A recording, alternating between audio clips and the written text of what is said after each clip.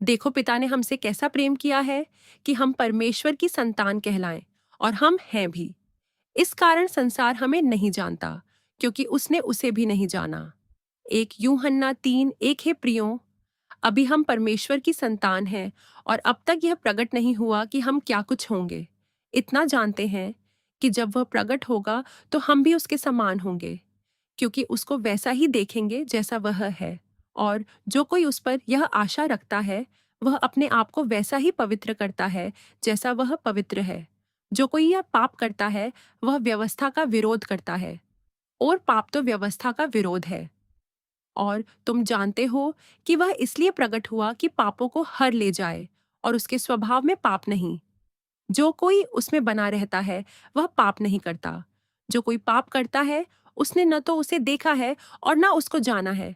हे बालकों, किसी के भरमाने में न आना। जो धर्म के काम करता है, वही उसकी नाई धर्मी है। जो कोई पाप करता है, वह शैतान की ओर से है, क्योंकि शैतान आरंभ ही से पाप करता आया है।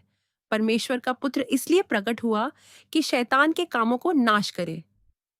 जो कोई परमेश्वर से जन्मा है, वह पाप नहीं करता, क्योंकि उसका बीज उसमें बना रहता है, और वह पाप कर ही नहीं सकता, क्योंकि परमेश्वर से जन्मा है। इसी से परमेश्वर की संतान और शैतान की संतान जाने जाते हैं। जो कोई धर्म के काम नहीं करता, वह परमेश्वर से नहीं, और न वह जो अपने भाई से प्रेम नहीं रखता। क्योंकि जो समाचार तुमने आरंभ से सुना, वह यह है कि हम एक दूसरे से प्रेम रखें, और कैन के समान न बने, जो उस दुष्ट से था, और जिसने अपने भाई को घात किया। और उसे किस कारण घात किया? इस कारण कि उसके काम बुरे थे, और उसके भाई के काम धर्म के थे।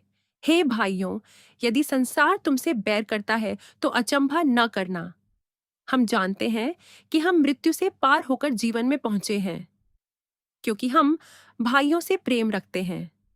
जो प्रेम नहीं रखता, वह मृत्यु की दशा में रहता है। जो कोई अपने भाई से बैर रखता है, वह हत्यारा है, और तुम जानते हो कि किसी हत्यारे में अनंत जीवन नहीं रहता।